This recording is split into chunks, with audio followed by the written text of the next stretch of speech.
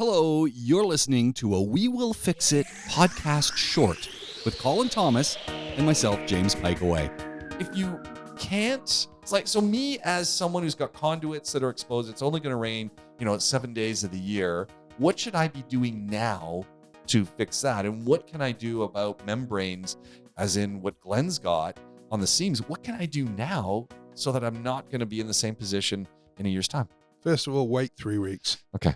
Everything needs to be fully dry before you seal. If you seal water into those conduits, then at that point, it will just sit there and sit there and sit there. And if you imagine rubber that's been in water for absolutely ages, or plastic that's been in water for ages, it's going to degrade. Right. And then when it does degrade, you've got a massive problem on your hands and you're pulling cable, which is nasty to do.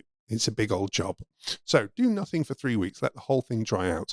My front door is stuck shut. What? It expanded with the rain, and by the time I kind of remembered, oh yeah, that door's dodgy, it was already firmly on the ground. So what'd you do? Nothing. No, nothing. I'm using other doors at the moment. Just coming round, and I've got the slowest garage door anyway. So yeah. Oh, it's way slower than that. So it's one of those where you just got to stick with it, and we know fully well that it'll shrink back as soon as it gets some heat on it, and away we'll go.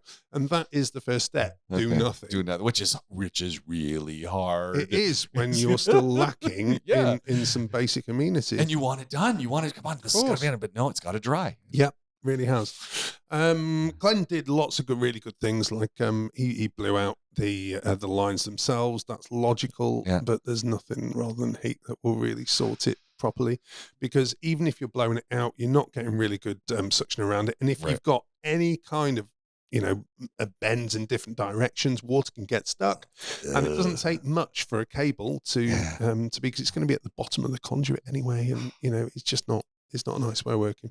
Oh, man. So, wait, first of all, then seal. Seal the conduits, make sure they are sealed properly. Thirdly, we say it on windows, and we mean it, which is just take a hose pipe when it's not raining and throw it over the building. In fact, most people will know as of now where their issues lie, thinking about it. But again, in all reality, they'll forget about it until autumn time and fall, Then at that point, hose pipe is the best way of doing it. So you have a tap on your roof, run that tap, see what happens before it becomes desperate. Yeah. Because at the end of the day, you can flood, just off the tap there alone, if you can get onto your roof, you can normally flood the roof area, which will find any issues with waterproofing. Yes, it's a waste of water, but at the same time, it's a waste of your bank balance when you have to do it because it's absolutely urgent and everybody else needs it. You had mentioned that a lot of times the problems with these seals on a roof are really inexpensive repairs. Who's going to come and fix it for me? I don't have that answer. Okay. In truth, because we are adamant about our position, which is we only do stuff that we specialize in, and we don't do that. I also understand the business side of this and why other decent outfits won't do it either. So it's one of those where I just do not have the answer. You're going to find a budget guy and you're going to have to stand over him and hope that it is decent, but complete the final bit afterwards, which is throw water while he's still on site, and before you've paid him, throw water over his repair and give it at least 45 minutes to an hour, loads of water, by the way, 45 minutes to an hour before you would see any kind of issues. It takes time for it to work its way through. That's horrible. Yeah. We had to redo. Actually, we had one at WeWillFixIt, which was right above my desk. Oh, no. Yeah. And my team, it took them 4 goes to do our own. 4 goes? Yeah. And that's why we don't do it as a professional and I can see them coming down there watching. There's more water. No, but I saw the imagery of every repair that they did. I would have signed that off and said, you've made best efforts at that. Well, no, still the same pour of water. And in the end, we had to chop out the entire corner of the roof, put in a new overflow pipe that was there, reseal from the underside of the slab, the upper side of the slab, put a new pet crate on it. If I'd been charging a customer for that, I'd be at 8,000-9,000 for a tiny little repair. Yeah. It doesn't look like good value, but that's just where you are. You're in trouble. Well, it gets even more interesting if you've got, some laminate flooring and things. Suddenly, the cost of those repairs The laminate flooring is a disaster in that situation, because it just goes. it just bows. Yeah. Yeah, we've got a customer at the moment where there was a defect on a particular gate valve, in effect, that was on a chilled water line. Okay. And we operated it not knowing that there was this problem.